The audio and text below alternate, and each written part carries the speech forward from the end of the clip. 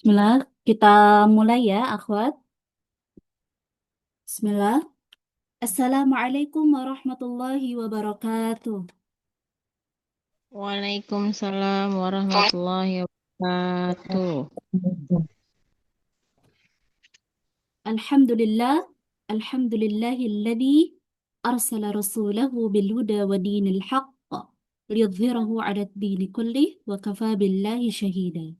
Asyhadu an la ilaha illallah wahdahu la syarika lah wa asyhadu anna Muhammadan abduhu wa rasuluh alladzi la nabiyya ba'dah amma ba'du. Allahumma anfa'na bima 'allamtana wa 'allimna ma yanfa'una wa zidna ilma. Baik,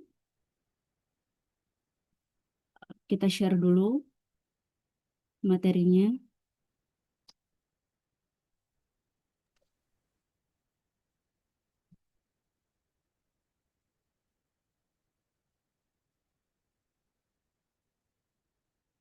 Baik, akhwati fillah rahimakumullah. Pada pertemuan sebelumnya, kita sudah membahas tentang keutamaan Al-Quran dan keutamaan membaca Al-Quran. Afwan, apakah kedengaran suara Ana? Dengar Kedengaran Ustaz. Ustaz. Jelas ya. Benar. Baik. Masya Allah, betapa besar pahala yang Allah janjikan bagi siapa saja yang senantiasa membaca Al-Quran. Seperti yang sudah kita jelaskan di keutamaan membaca Al-Quran di pertemuan sebelumnya. Ya, insya Allah hari ini kita akan melanjutkan pembahasan tentang keutamaan membaca Al-Quran poin ke-6 sampai ke-10. Kemudian lanjut pembahasan tentang keutamaan mempelajari dan mengajarkan Al-Quran serta adab-adab dalam membaca Al-Quran agar ibadah kita semakin sempurna dan bernilai di sisi Allah. Semoga Allah jadikan kajian ini sebagai jalan kita semakin dekat dengan Al-Quran dan istiqamah di atas jalannya. Baik, nah, insya Allah materi PowerPoint ini akan di-share setelah kajian ya, seperti kemarin. Jadi Antuna bisa catat hal-hal penting yang tidak ada dalam PowerPoint saja. Baik, kita masuk ke pembahasan poin ke-6. Keutamaan membaca Al-Quran, yaitu pembaca Al-Quran seperti orang yang bersedekah.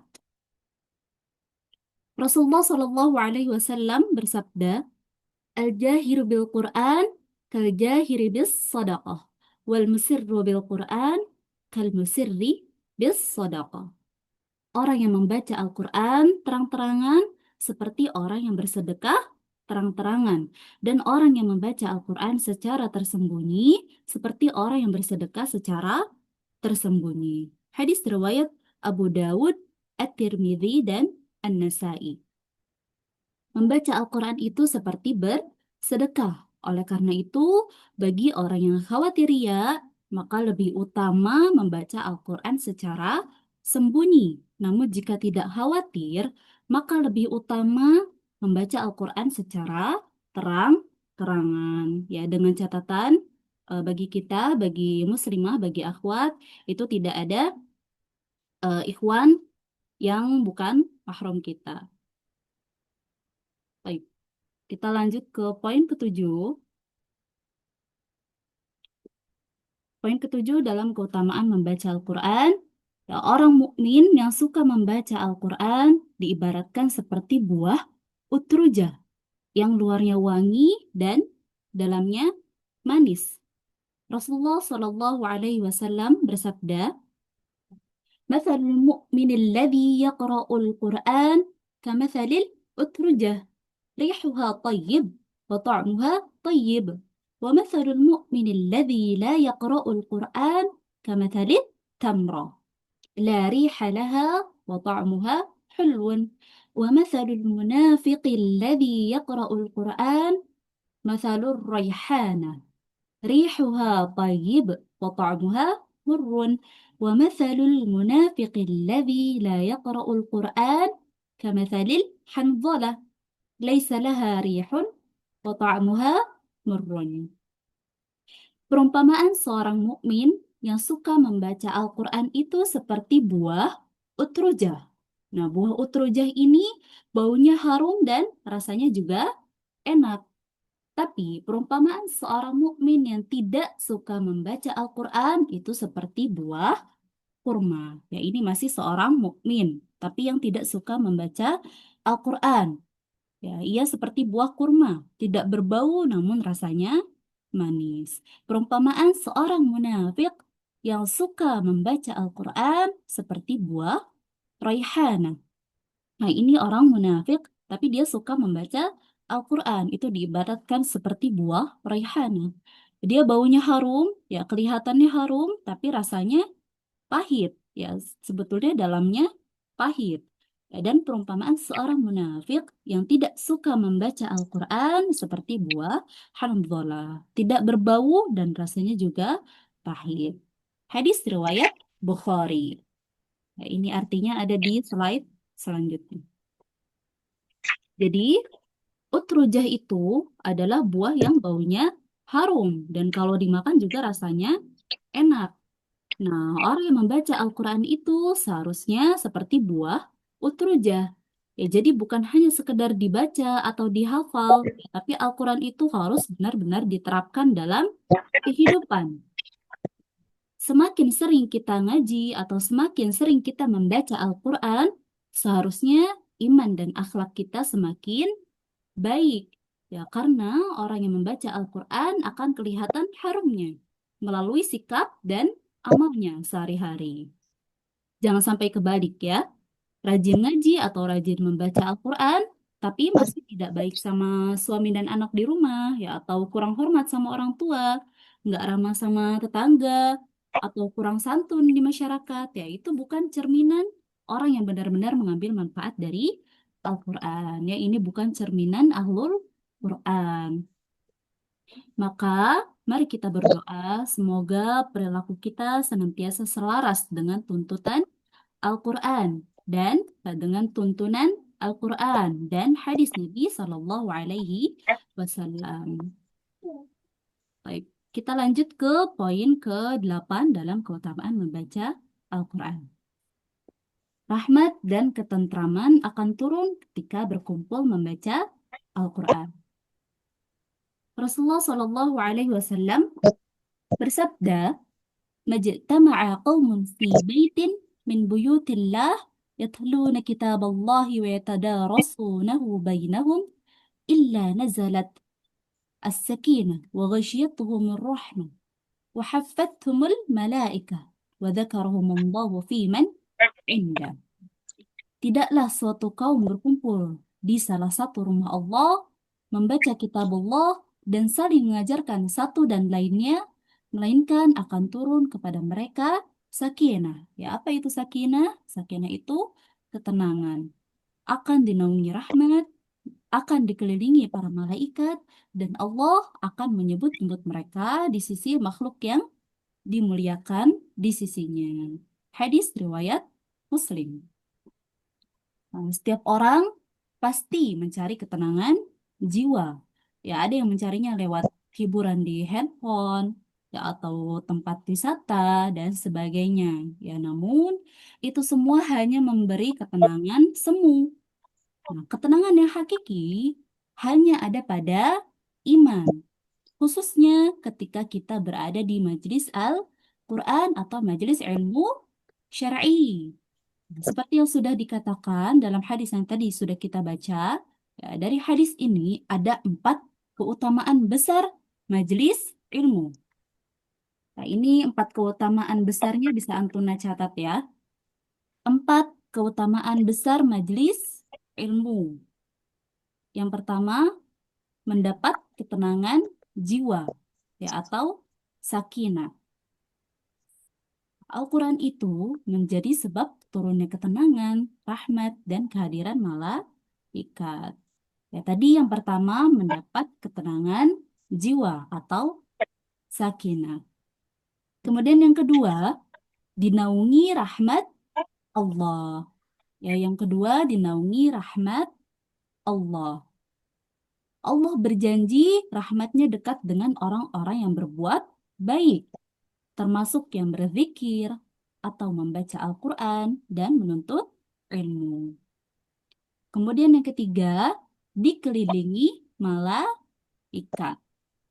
Nah, yang ketiga, dikelilingi malaikat.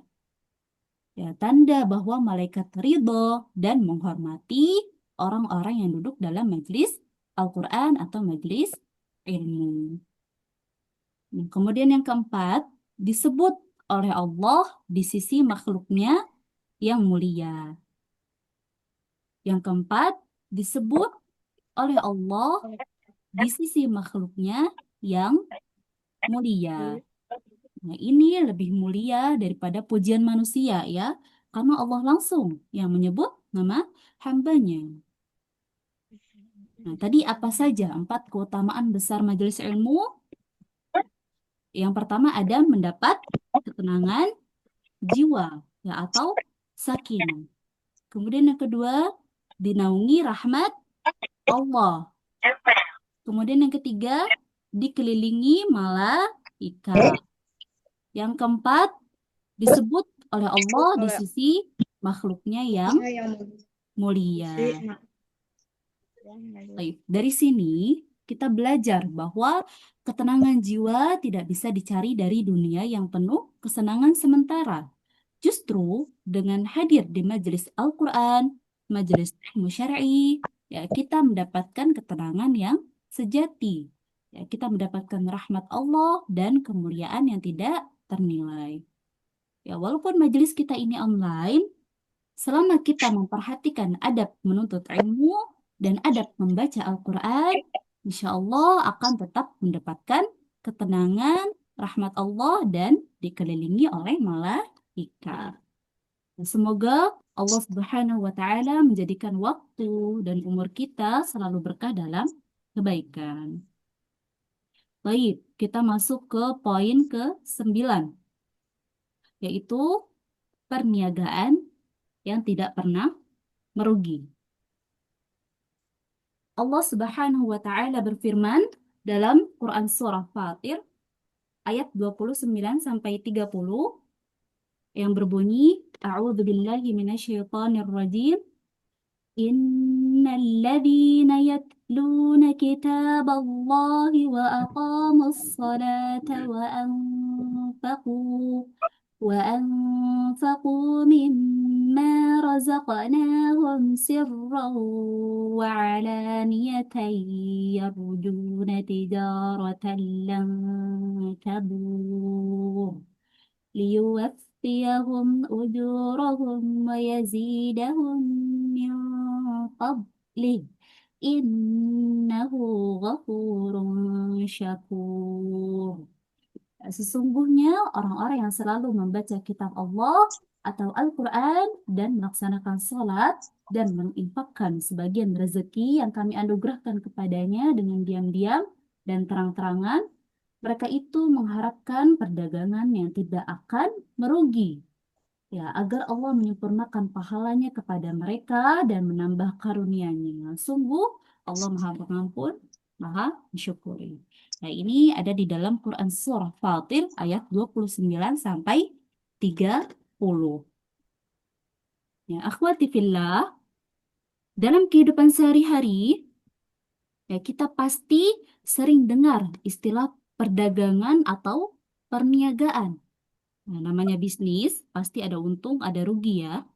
Karena kita senang, karena kita dapat keuntungan. Ya, tapi kadang juga kita jatuh karena kita rugi. Nah, itu sudah biasa dalam dunia bisnis. Nah, menariknya, Allah Subhanahu wa Ta'ala menggunakan istilah perniagaan juga untuk menggambarkan amal ibadah kita. Bedanya, perniagaan yang Allah maksud ini bukan urusan dunia, tapi urusan kita dengan Allah. Dan Allah tegaskan, ini perniagaan yang tidak akan pernah merugi. Apa saja bentuk perniagaan itu? Ya Allah sebutkan dalam Quran Surah Fatir ayat 29 yang sudah tadi kita baca. Yang pertama ada membaca Al-Quran. Ya, jadi bukan hanya sekadar dibaca Al-Qur'annya ya, tapi mengimaninya, ditadaburi dan diamalkan. Kemudian yang kedua ada mendirikan sholat. Yang ketiga ada menginfakkan sebagian rezeki, baik secara diam-diam maupun terang-terangan.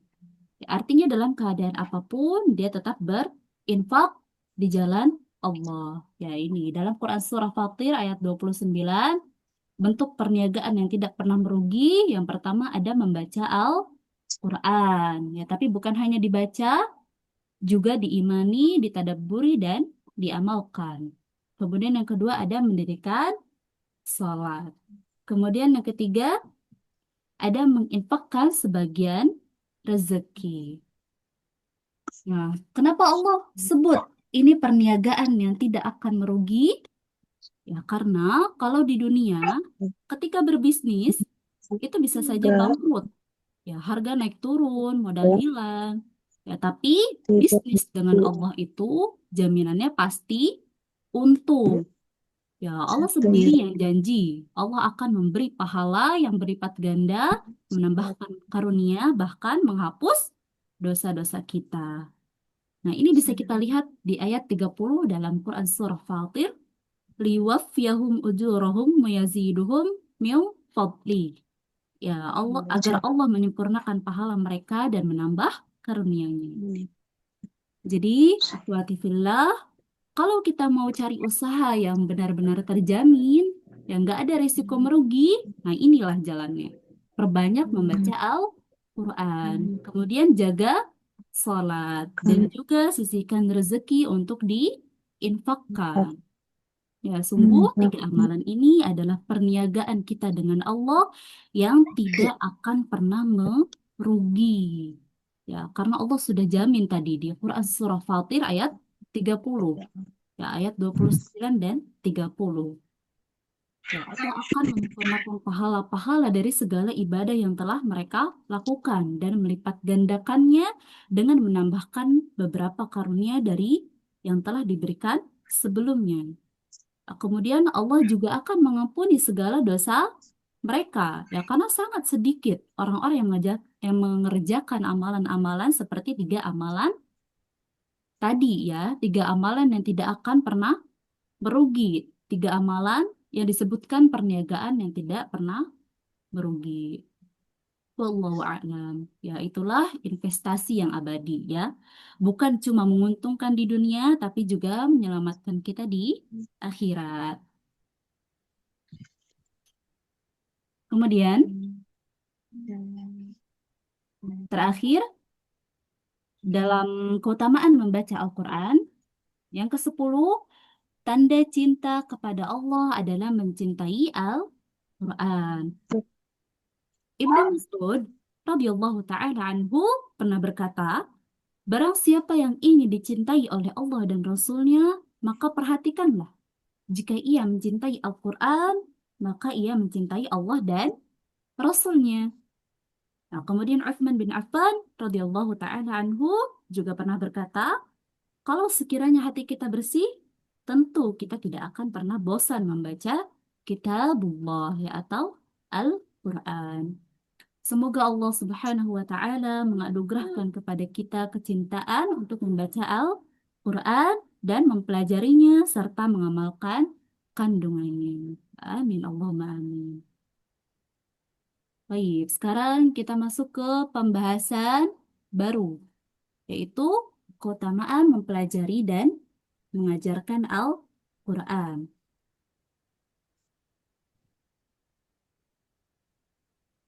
Baik, yang pertama, sebaik-baik umat mempelajari adalah yang mempelajari dan mengajarkan Al-Quran.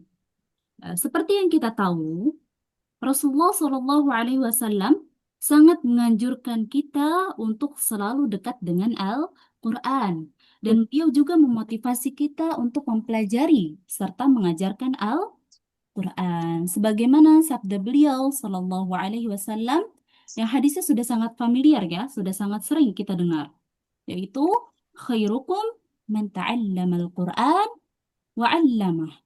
Sebaik-baik kalian adalah orang yang mempelajari Al-Quran dan mengajarkannya. Hadis riwayat Bukhari. Nah, hadis ini jelas sekali ya betapa mulianya orang yang belajar Al-Quran dan mengajarkan Al-Quran kepada orang lain. Nah, kemudian Allah akan mengangkat derajat orang yang mempelajari Al-Quran. Ya, Al-Muzani rahimahullah berkata, aku mendengar Imam Asy-Syafi'i berkata, "Man ta'allama al-Qur'an 'azzamat qimatuhu." Barang siapa yang mempelajari Al-Quran, maka menjadi agunglah kedudukannya. Artinya, dengan mempelajari Al-Quran, derajat kita akan diangkat oleh Allah Subhanahu wa Ta'ala. Dan juga dalam hadis, Rasulullah Shallallahu Alaihi Wasallam bersabda, Inna Allah yarfa'u bihadal kitabi aqwaman wa yadha'u bihi akharin. Sungguhnya Allah mengangkat atau meninggikan dengan kitab ini atau yaitu Al-Quran dan memperkuat kaum lain di dekatnya juga. Ya, hadis riwayat Muslim. Ibnu Qayyim rahimahullah berkata, ilmu itu mampu mengangkat derajat orang yang memilikinya, baik di dunia maupun di akhirat. Berbeda dengan derajat atau kedudukan yang datang dari kerajaan, kekuasaan, atau harta benda. Semua itu sifatnya hanya sementara, ya, hanya di dunia, bisa hilang kapan saja. Tapi ilmu justru semakin menambah kemuliaan. Ya, bahkan dengan ilmu, seorang budak pun bisa diangkat derajatnya hingga berada pada kedudukan yang setara dengan para raja. Seperti dalam hadis ini, ya, Nafi' bin Abdul Harith ya Umar bi'usfan. Wa kana Umar yasta'miluhu ala Makkah. Nafi' bin Abdul Harith pernah bertemu Umar di Usfan dan ketika itu Umar menugaskan Nafi' untuk mengurus kota Makkah. Faqala, man ista'malta ala ahli al-wadi? Umar pun bertanya, kalau begitu siapa yang mengurus penduduk Al-Wadi? Qala, Ibn Abza. Ya, Ibnu Abza jawab Nafi'. Qala, wa man Ibnu Abza? Qala, maulan min mawalina. Kemudian Umar balik bertanya, ya siapa Ibnu Abza? Ketika itu dijawab, dia adalah di antara bekas budak kami. Qala fastakhlafta alaihim maulan. Umar terheran dan bertanya lagi, kok bisa yang mengganti tugasmu adalah bekas budak? Ya, karena ini tugasnya adalah mengurus kota Makkah. Ya, kenapa yang ditugaskan itu bisa bekas budak? Ya, qala innahu qari'un bi kitabillahi azza wa jal wa innahu alim bil faraid. Nafi' menjawab, yaitu adalah orang yang paham Al-Quran dan memahami ilmu faraid. Ya, ilmu faraid itu ilmu waris. Qala Umar, ama inna nabiyukum sallallahu alaihi wasallam qad qala inna Allah yarfa'u bihadzal kitabi aqwaman wa yadha'u bihi akharin. Umar berkata, sesungguhnya nabi kalian itu Nabi Muhammad sallallahu alaihi wasallam bersabda, ya sesungguhnya Allah mengangkat derajat seseorang dengan kitab ini yaitu Al-Quran dan memperkuat kaum yang lain di dekatnya juga. Hadis riwayat Muslim. Nah, di sini disebutkan bahwa ilmu itu mampu mengangkat derajat orang yang memilikinya, baik di dunia maupun di akhirat. Ya bahkan dengan ilmu, seorang budak pun bisa diangkat derajatnya hingga berada pada kedudukan yang setara dengan para raja. Ya, di sini disebutkan bahwa Ibnu Abza dengan keilmuannya, dengan pemahamannya pada Al-Quran, kedudukannya bisa setara dengan Nafi' yang diperintahkan oleh Umar untuk mengurus kota Makkah. Masya Allah, betapa mulianya mempelajari ilmu Al-Quran. Ya, seperti yang Rasulullah sudah katakan tadi dalam hadisnya bahwa Allah akan mengangkat derajat orang yang mempelajari Al-Quran. Baik. Selanjutnya, ganjaran besar bagi orang yang mengajarkan Al-Quran. Dalam kitab As-Silsilah As-Sahihah, nomor 1335, Syekh Al-Albani rahimahullah mencantumkan sebuah hadis Rasulullah Shallallahu Alaihi Wasallam. Nah, beliau Shallallahu Alaihi Wasallam bersabda, "Man 'allama ayatan min kitabillahi azza wa jal, kana lahu thawabuha ma tulid." Barang siapa yang mengajarkan satu ayat dari kitab Allah, maka baginya pahala Bukunya ada itu selama udah. ayat itu Sudah dia mah dibaca. ada. Wah, Masya Allah, ini pahalanya luar biasa sekali. Itu aja. Mie Jadi, rebus. setiap kali ada orang yang Mm-mm. membaca ayat Al-Quran yang pernah kita ajarkan, Ada. pahalanya akan terus mengalir untuk kita. Ya, setiap Ayam. kali ada orang yang Ayam membaca bawang. ayat Iya. Al-Quran yang pernah kita ajarkan, maka pahalanya akan terus mengalir untuk kita. Sana Misalnya, ada makan dulu dia. ketika kita mengajarkan surah Al-Fatihah kepada anak kita, ya teman kita, atau siapapun itu, Naura. maka setiap kali orang yang kita ajarkan itu membaca surat Al-Fatihah dalam sholatnya, kita juga akan mendapatkan pahala yang sama seperti yang membacanya.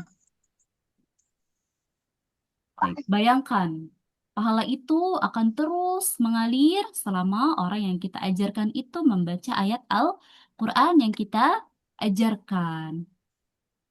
Ya, jadi bahkan setelah kita meninggal, pahala itu juga tidak berhenti. Ya, pahala itu akan tetap terus mengalir ke kita. Dan selama orang yang kita ajarkan itu membaca ayat Al-Quran yang kita ajarkan.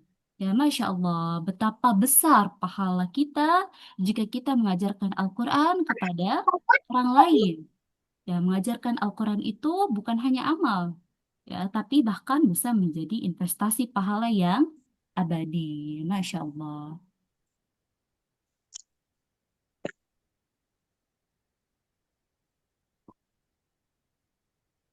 Baik.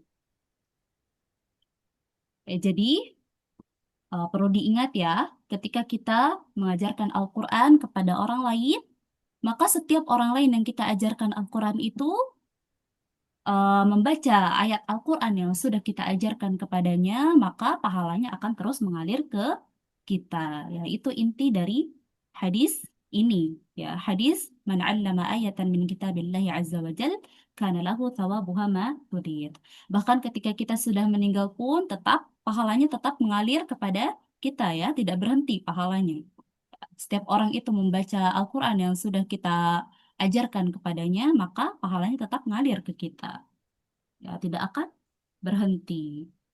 Ya, kecuali orang itu sudah berhenti membaca ayat yang kita ajarkan. Dulu, para salafus saleh sangat memperhatikan masalah ini. Ya, sangat memperhatikan keutamaan mempelajari, mengamalkan, dan mengajarkan Al-Quran. Mereka rela mengorbankan waktu dan hidupnya untuk Al-Quran. Nah, contohnya, ada seorang tabi'in bernama Abu Abdurrahman As-Sulami. Beliau belajar Al-Quran dengan sungguh-sungguh, langsung kepada Uthman bin Affan, Ali bin Abu Talib, dan Abdullah bin Mas'ud. Setelah itu, beliau menyibukkan diri untuk mengajarkan Al-Quran kepada manusia selama 40 tahun di Masjid Kufah. Nah, tabi'in inilah yang meriwayatkan hadis khairukum man ta'allama al-Quran wa 'allamah. Ya, tadi sebaik-baik kalian adalah orang yang mempelajari Al-Quran dan mengajarkannya. Dan beliau mengatakan, hadis inilah yang membuatku bertahan duduk di tempat ini. Ya, jadi hadis khairukum man ta'allama al-Quran wa 'allamah inilah yang membuat Abu Abdurrahman As-Sulami itu duduk di Masjid Kufah selama 40 tahun hanya untuk mengajarkan Al-Quran. Ya, Masya Allah. Saking mulianya mengajarkan Al-Quran, beliau sampai rela menghabiskan waktu hidupnya selama 40 tahun hanya untuk mengajarkan Al-Quran kepada orang lain. Nah, ini adalah seorang tabi'in yang bernama Abu Abdurrahman As-Sulami. Baik. Kemudian, Syekh Salim bin Eid Al-Hilali hafizallah berkata, ketika menjelaskan hadis Utsman sebelumnya, Qari'ul Quran min ghairi muallimin لا يقدر عليه من حيث قراءته لما فيه تجويد وأحكام وما فيه من علوم وكل ذلك يحتاج إلى معلم ولذا فقد حض على طلبه من عند أهله وحض على تعليمه لمن يطلبه وكل ذلك معلق بمن علمه. Ya, pembaca Al-Quran yang tidak berguru tidak akan sanggup membacanya dengan benar. Ya, karena di dalamnya itu berhubungan dengan tajwid, hukum-hukum, dan ilmu-ilmu lainnya. Dan semua itu membutuhkan bimbingan seorang guru. Ya, karena itu beliau, ya, Nabi Muhammad SAW menganjurkan kita agar mempelajarinya dari ahlinya dan menganjurkan orang yang telah mempelajarinya agar mengajarkannya. Tentu saja hal tersebut bergantung pada orang yang mengajarinya. Ya, akhwati fillah, ya, seperti yang sudah dibaca tadi, ya Syekh Salim bin Eid Al-Hilali menjelaskan kepada kita betapa pentingnya belajar Al-Quran itu dengan guru. Ya, beliau menyampaikan bahwa orang yang membaca Al-Quran tanpa guru itu akan kesulitan membacanya dengan benar. Ya, kenapa? Karena membaca Al-Quran itu ada aturannya.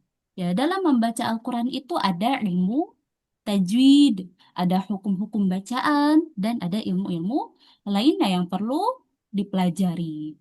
Jadi, semua ilmu itu butuh guru, terutama ilmu tajwid.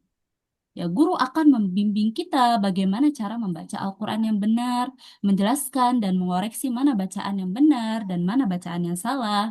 Ya, karena itulah Nabi Muhammad SAW menganjurkan kita untuk belajar Al-Quran dari ahlinya. Beliau juga menganjurkan orang yang sudah belajar Al-Quran untuk mengajarkannya kepada orang lain.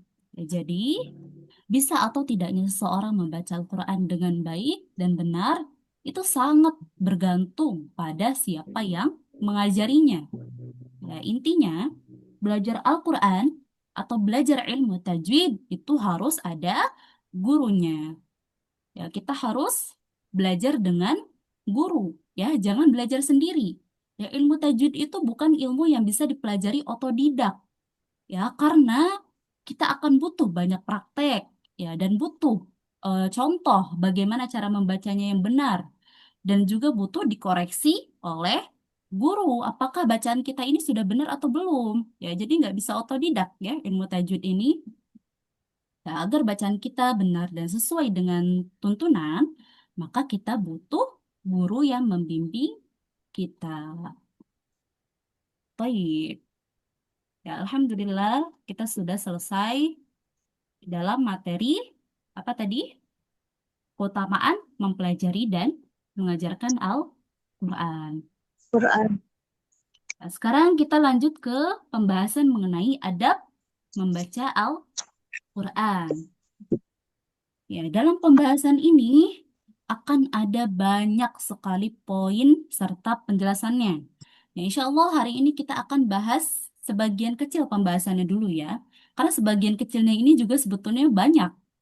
Ya, poin selanjutnya yang belum dibahas, insya Allah akan kita bahas di pertemuan selanjutnya. Ya, mungkin dari Antuna ada yang bertanya, kenapa kok belum mulai-mulai masuk pembahasan tajwidnya?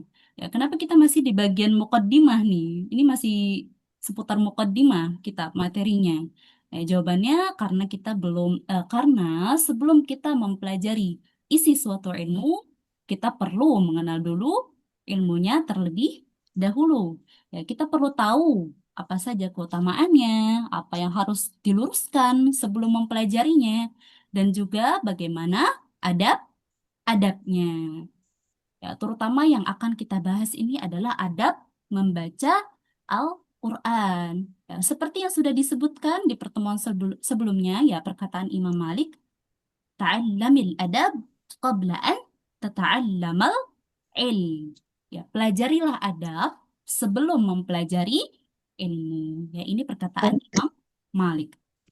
Maka di sini kita akan mempelajari dulu adab membaca Al-Quran sebelum kita benar-benar masuk ke ilmu membaca Al-Quran, yaitu ilmu tajwid. Ya, jadi kita pelajari dulu adabnya, baru pelajari ilmunya. Jadi mohon bersabar ya, karena insya Allah dengan kita mempelajari muqaddimah-muqaddimah ini lebih dulu, ketika nanti masuk ke pembahasan ilmu tajwid, kita akan lebih mudah memahami ilmu yang disampaikan.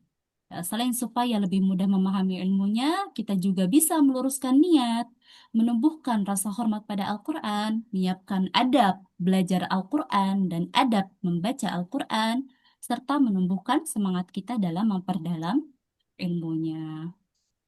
Baik, langsung saja sekarang kita masuk ke pembahasan adab membaca Al-Quran. Quran. Al-Quran adalah kalamullah yang berbeda dengan kitab-kitab lain buatan manusia. Oleh karena itu, membacanya pun harus mengikuti adab-adab yang diajarkan oleh Rasulullah Shallallahu Alaihi Wasallam. Ya, kalau anak bilang Rasulullah Shallallahu Alaihi Wasallam, antumnya juga jawab Shallallahu Alaihi Wasallam. Alaihi wasallam. Nah, adabnya diantaranya adalah yang pertama, mengikhlaskan niat untuk Allah. Nah, ini dalilnya. Yang pertama ada dalil dari Al-Quran. Allah Subhanahu wa Ta'ala berfirman, Inna anzalna ilaikal kitaba bil haqqi fa'budillaha mukhlishan lahuddin. Ala lillahi dinul khalis. Sesungguhnya kami menurunkan kitab ya atau Al-Quran kepadamu, yaitu Muhammad, dengan membawa kebenaran. Maka sembahlah Allah dengan tulus, ikhlas beragama kepadanya. Ya ingatlah, hanya milik Allah agama yang murni dari syirik. Ya ini ada di Quran Surah Az-Zumar ayat 2 sampai 3.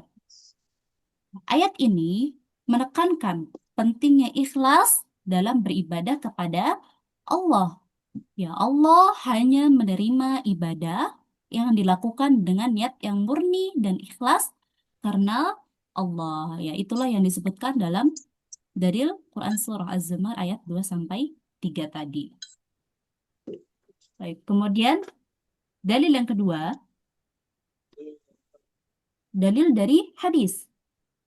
Rasulullah Shallallahu Alaihi Wasallam bersabda, Allah Subhanahu wa Ta'ala berfirman, Ana Bukan lagi nggak jawab. atrakai ani syirk. Man amila amalan asyruka fihi ma'i ghairi taraktu wa syirkuhu. Bukan lagi nggak. Aku adalah zat Bukan lagi. yang paling tidak membutuhkan sekutu. Barang siapa yang mengerjakan amalan yang ia menyekutukanku dalam amalan itu dengan selainku, maka aku pun meninggalkannya dan sekutunya. Hadis riwayat Muslim. Hadis ini menjelaskan bahwa ya Allah tidak menerima amalan yang dicampuri dengan syirik, yaitu menyekutukan Allah. Ya, jika seseorang beramal dengan niat selain karena Allah, maka amalan tersebut tidak akan diterima. Ya, contohnya, seseorang membaca Al-Quran, misalnya membaca Al-Qurannya itu dengan suara yang merdu. Ya, tapi niatnya itu supaya dipuji orang lain. Ya, bukan niat karena Allah membaca Al-Qurannya. Ya, misalnya ada yang muji, Masya Allah, suaranya indah sekali gitu ya.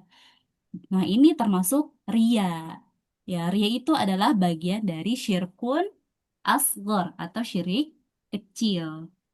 Ya, ini yang tidak boleh kita lakukan ya. Niat kita harus ikhlas lillahi ta'ala. Harus ikhlas karena Allah ta'ala. Allah. Baik. Kemudian ada peringatan Imam An-Nawawi. Imam An-Nawawi rahimahullah berkata, hendaknya jangan berniat dengan membaca Al-Quran untuk mendapatkan dunia. Ya baik yang berupa harta benda, kepemimpinan, kewibawaan, keunggulan, ya di antara kawan-kawan, pujian manusia ataupun yang semisalnya. Ya, Imam An-Nawawi mengingatkan agar kita tidak menjadikan membaca Al-Quran sebagai cara untuk mendapatkan keuntungan duniawi. Ya, niatkanlah membaca Al-Quran semata-mata untuk mendekatkan diri kepada Allah dan mencari ridho Allah. Baik, kita masuk ke poin bahaya membaca Al-Quran tanpa keikhlasan. Ya, ini masih dalam adab membaca Al-Quran yang poin pertama ya, yang ikhlas, niatnya ikhlas karena Allah. Nah, ini bahaya membaca Al-Quran tanpa keikhlasan. Terkait dengan keikhlasan dalam membaca Al-Quran, ada beberapa hadis yang berisi teguran dan ancaman terhadap orang-orang, ya terutama para qori, ya atau para pembaca Al-Quran, yang menjadikan qiraahnya atau bacaannya sebagai alat untuk berbangga-bangga di hadapan manusia, ya atau hanya untuk mencari kesenangan dunia. Ini Rasulullah SAW bersabda, "Ta'allamul Quran wa salamu bihil jannah. قبل أن يتعلمه قوم يسألون به الدنيا فإن القرآن يتعلمه ثلاثة رجل يباهي به ورجل يستأكل به ورجل يقرأ لله عز وجل. Pelajarilah Al-Quran dan mintalah surga dengannya sebelum datangnya suatu kaum yang mempelajarinya untuk mencari dunia.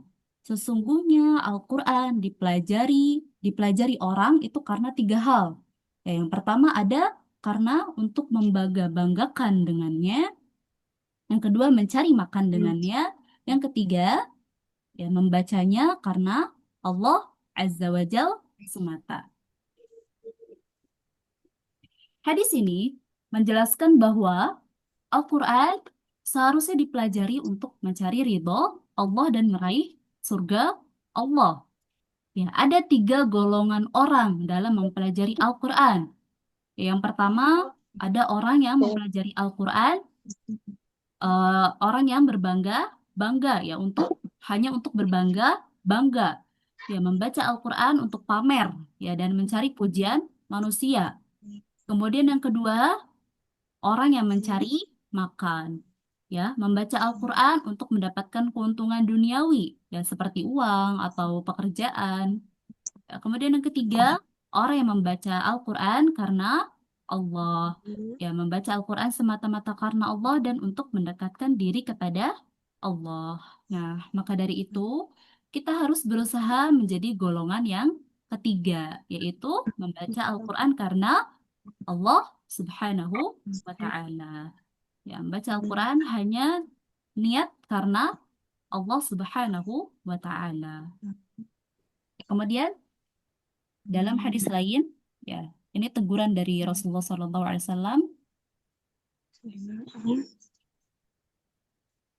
Rasulullah SAW bersabda, "Yadharul Islam hatta takhtalifat tujaru fil bahri, wa hatta takhudal khaylu في سبيل الله ثم يظهر قوم يقرؤون القرآن يقولون من أقرأ منا من أعلم منا ومن أفقه منا ثم قال لأصحابه هل في أولئك من خير قالوا والله ورسوله أعلم قال أولئك منكم من هذه الأمة وأولئك هم وقود النار." Islam akan jaya ya, atau menang sehingga para pedagang silih berganti berlayar di lautan dan pasukan berkuda dapat mengarunginya di jalan Allah. Kemudian muncullah suatu kaum yang membaca Al-Quran.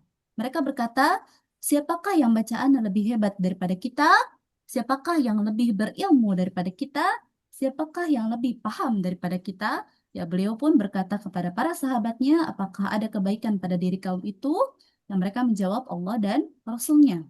Allah dan Rasulnya lebih mengetahui. Beliau berkata, mereka berasal dari kalian, ya, dari umat ini. Mereka adalah bahan bakar api neraka. Nah, jadi, hadis ini menggambarkan kondisi umat Islam di masa depan yang mengalami kemajuan dan kejayaan. Namun, di antara umat Islam tersebut akan muncul kaum yang membanggakan diri dengan kemampuan membaca dan memahami Al-Qur'annya. Ya, Rasulullah SAW memperingatkan bahwa orang-orang yang sombong dengan ilmu Al-Quran, mereka akan menjadi bahan bakar api neraka. Wal'iyadzubillah. Maka kita harus menjauhi sikap sombong dan selalu merendahkan diri di hadapan Allah meskipun kita memiliki ilmu yang tinggi.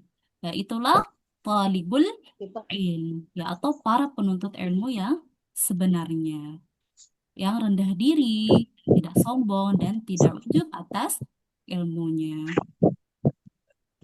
Kemudian dalam hadis lain, oh ya, hadisnya belum dicantumkan di sini. Insya Allah nanti ketika di-share, Ana cantumkan di PowerPoint. Dalam hadis lain, Rasulullah SAW bersabda, "Aktsaru munafiqi ummati qurra'uha." Kebanyakan orang-orang munafik dari kalangan umatku adalah para qorinya. Ya, hadis ini sangat mengejutkan karena disebutkan bahwa kebanyakan orang munafik itu berasal dari kalangan qori, ya berasal dari kalangan pembaca Al-Quran. Nah, ini bukan berarti semua qori atau semua pembaca Al-Quran adalah munafik ya. Tapi hadis ini memberikan peringatan keras agar kita berhati-hati dalam membaca Al-Quran dan memperbaiki niat kita. Yang munafik itu adalah orang yang berpura-pura beriman, padahal hatinya mengingkari. Nah, orang munafik ini, mereka membaca Al-Quran hanya untuk menipu manusia dan mendapatkan keuntungan duniawi. Jadi jangan sampai kita menjadi orang-orang yang munafik ini. Ya, jadi semoga Allah menjadikan kita orang-orang yang membaca Al-Quran, mempelajari Al-Quran, ikhlas, niat karena Allah Subhanahu wa Ta'ala.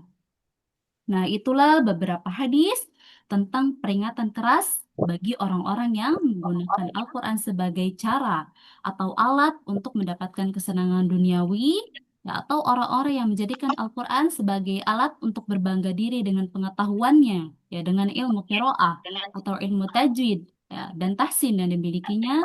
Kemudian ia merasa lebih pintar dari orang lain, ya bahkan merendahkan orang lain. Ya, contohnya, ia sampai berkata, "Aku lebih pintar." Ya, atau aku lebih paham, atau makhrajku lebih bagus daripada yang lain. Atau kita bilang si fulana itu makhrajnya kurang atau jelek dan perkataan lain semacamnya. Nah, perkataan-perkataan seperti itu ya menunjukkan kesombongan, menunjukkan pembanggaan diri dan merendahkan orang lain. Wal'iyadzubillah. Ya, ini bukan cerminan talibul ilm, bukan cerminan penuntut ilmu yang sesungguhnya. Semoga Allah menjauhkan kita dari sifat ria, ujub, dan sombong dengan ilmu Al-Quran maupun bacaan Al-Quran kita. Dan semoga Allah menjadikan kita termasuk golongan orang-orang yang ikhlas membaca Al-Quran hanya karena Allah Ta'ala. Amin. Alhamdulillah. Telah selesai pembahasan kita pada hari ini, ya karena waktunya sudah mau habis. Ya, insya Allah pembahasan adab membaca Al-Quran poin selanjutnya akan kita bahas di pertemuan selanjutnya. Ya, kemudian yang ingin bertanya nanti bisa melalui grup eh, kajian ya. Ya, insya Allah akan Anda jawab antara malam ini ya kalau masih sempat atau besok. Ya, untuk rekaman YouTube yang mungkin tadi ada yang ketinggalan di awal, ya bisa dilihat besok ya. Insya Allah pagi-pagi akan Anda share di grup. Nah, Dan PowerPoint ini juga insya Allah akan Anda share bersamaan dengan rekaman YouTube. Ya, barakallahu fikum. Sebelum kita tutup, Anda izin dokumentasi kajian hari ini ya. Ya, boleh on kamera untuk dokumentasi. Ya, insya Allah wajah-wajahnya akan di-blur ya.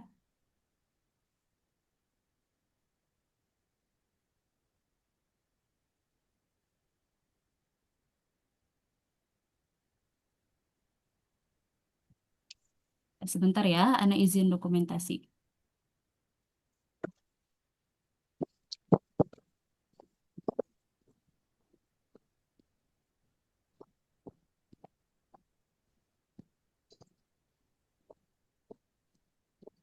Baik, sudah ya. Baik, jazakumullahu khairan wa barakallahu fikun. Mohon maaf bila ada perkataan ana yang salah, perkataan ana yang kurang berkenan mungkin. Kita tutup. Nakhtatim berdoa kafaratul majlis. Subhanakallahumma wa bihamdika Wa bihamdika asyhadu asyhadu an an la la ilaha illa anta astaghfiruka wa atubu ilaik. Wassalamualaikum warahmatullahi wabarakatuh. Waalaikumsalam. Waalaikumsalam warahmatullahi Warahmatullahi wabarakatuh. wabarakatuh. Jazakillahu khairan Ustazah.